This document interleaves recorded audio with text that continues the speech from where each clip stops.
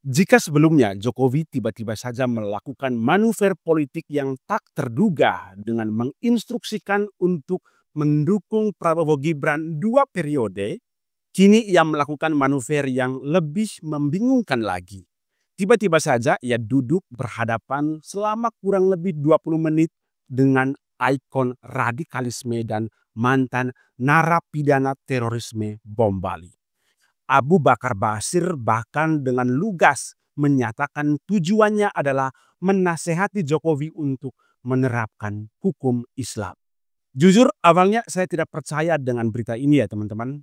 Namun pada akhirnya saya pun menyadari kalau pertemuan ini bukanlah sebuah keanehan. Ini adalah konsekuensi logis dari kondisi terjepit seorang politisi dan Indonesia sudah biasa dengan dagelan seperti ini.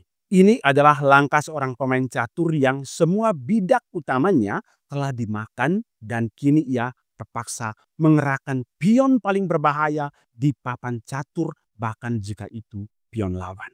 Sebelum bertemu Basir, manuver Jokowi terkesan gerasa-gerusu. Bayangkan, kurang dari setahun setelah roda pemerintahan Prabowo Gibran baru berputar, Jokowi tiba-tiba melemparkan sebuah manuver yang mengejutkan, yakni instruksi untuk mendukung Prabowo Gibran Jilid 2. Sebuah deklarasi yang menurut saya sangat terburu-buru dan prematur ya teman-teman, yang lebih terdengar seperti getar ketakutan seorang politisi. Langkah gerasa-gerusu ini bukanlah cermin kekuatan, melainkan sinyal panik dari mantan presiden yang menyadari bidak caturnya kini bergerak sendiri, mengancam bahkan ingin memakan rajanya sendiri. Kita tahu bahwa Pak Prabowo telah secara sistematis membongkar fondasi kekuasaan Jokowi. Mulai dari geng Solo itu pelan-pelan dilumpuhkan, para relawan kiblat Jokowi disingkirkan seperti Budi Ari, Noel, Sylvester, Hasan Nasbi, dan lain-lain. Dan yang menurut saya yang paling riskan adalah keluarganya mulai menjadi target hukum. Serangan itu tidak hanya menyasar lingkaran menteri kiblat Jokowi. Gibran Rakabuming Raka, sang putra mahkota misalnya mulai terpinggirkan. Kehadirannya dalam rapat-rapat krusial dan pertemuan penting menjadi semakin langka bersama Presiden Prabowo. Gibran yang dulu menjadi simbol aliansi kini hanya menjadi pajangan yang terisolasi. Lalu Bobi Nasution, menantu Jokowi, Gubernur Sumatera Utara mulai ditandai bahkan sudah mulai ditarget oleh KPK. Aliansi politik Jokowi di parlemen yang dulu loyal dan tegak lurus terhadap dirinya kini telah bergeser kiblatnya ke presiden baru. Jokowi kini seperti sendirian, tanpa wayang dan tanpa gamelan. Jika aliansi politik formal sudah tidak bisa diandalkan lagi, maka bisa jadi ia harus mencari sumber kekuatan baru, sekecil dan seberbahaya apapun itu. Langkah ini juga bisa dibaca sebagai pesan ancaman kepada Presiden Prabowo dan elit lainnya. Pesannya adalah, jika kalian terus-menerus menekan saya tidak akan ragu untuk bermain dengan api dan menggalang kekuatan dari basis massa yang selama ini kalian takuti. Ini adalah politik bumi hangus ala Jokowi, sebuah pertarungan yang sangat berbahaya. Yang jelas pertemuan dengan Basir adalah sinyal nekat Jokowi yang ia kirimkan ke segala penjuru. Dengan merangkul figur seperti Basir, Jokowi secara implisit mencoba membangun narasi bahwa ia kini diterima oleh semua kalangan termasuk kelompok yang dulu ia perangi. Ini adalah upaya putus asa untuk membangun perisai umat dalam tanda kutip yang bisa melindunginya dari serangan hukum dengan harapan lawan-lawannya akan berpikir 2 kali sebelum menyerang dirinya dan keluarganya. Namun ironi terbesarnya adalah Jokowi membangun kekuasaannya selama 10 tahun dengan menjual antitesis dari Abu Bakar Basir. Ia adalah sang anti-radikalisme. Di bawah pemerintahannya organisasi seperti HTI dan FPI dibubarkan. Ia memenangkan 2 kali pemilu dengan membelah pemilih Islam dan meyakinkan pemilih minoritas yang memberinya dukungan nyaris 90% bahwa hanya dialah jaminan melawan intoleransi. Kini benteng bernama Jokowi itu telah meruntuhkan sendiri temboknya untuk menyambut masuk musuh bebuyutannya. Ya, strategi merangkul ini memang menjadi kekhasan Jokowi ya teman-teman, sebagaimana ia dulu merangkul Prabowo untuk masuk ke kabinet kerja. Namun kondisi ini menjadi sangat disayangkan ketika ia mencoba untuk merangkul tokoh radikal. Branding Jokowi, sang pluralis yang selama ini sudah tertanam dalam persepsi publik, sirna seketika. Digantikan oleh realitas Jokowi sang pragmatis, di mana satu-satunya yang konstan adalah kepentingan untuk bertahan hidup dalam kasakusuk kekuasaan. Saya jujur sedih juga ya teman-teman melihat Pak Jokowi seperti ini.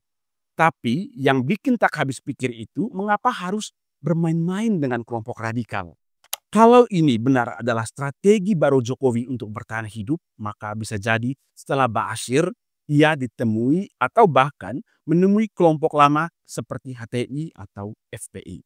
Maka jangan kaget nanti teman-teman jika misalnya Habib Rizik datang menemui atau ditemui oleh Jokowi.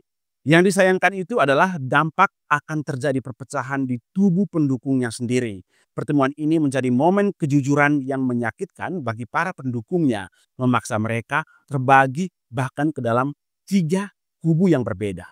Pertama pasti kubu para pemuja. Golongan ini tentu akan bertahan sampai akhir. Mereka dengan cepat merasionalisasikan pertemuan ini sebagai langkah rekonsiliasi seorang negarawan. Bagi mereka ini adalah bukti kebesaran hati Jokowi yang mau merangkul semua pihak demi persatuan bangsa. Padahal ini adalah upaya untuk menutupi kepanikan dengan jubah kebijaksanaan. Kubu yang kedua adalah pendukung yang bingung.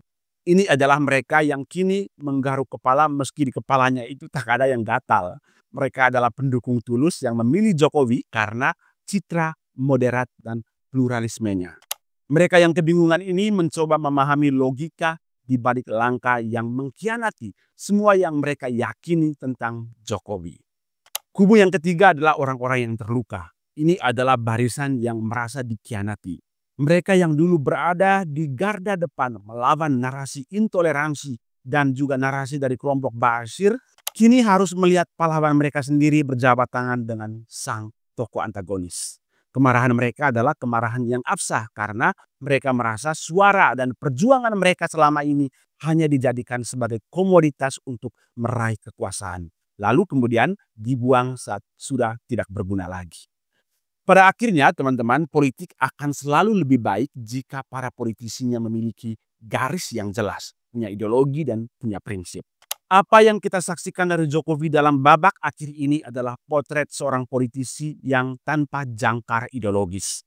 Dulu memang Pak Jokowi pernah di PDIP sebagai salah satu partai yang punya ideologi.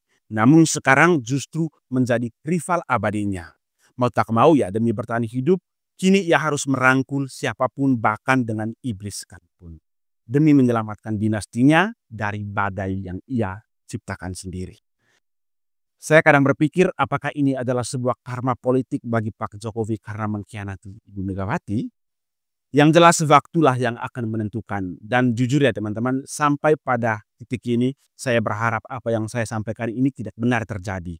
Saya justru kasihan dengan Pak Jokowi jika memang ia sudah mulai menyerahkan dirinya ke gerbong radikalisme. Semoga saja tidak terjadi dan kita yang pernah dipimpin oleh Presiden Jokowi terus mendoakan agar beliau tetap sehat secara pikiran, sehat secara jasmani maupun rohaninya.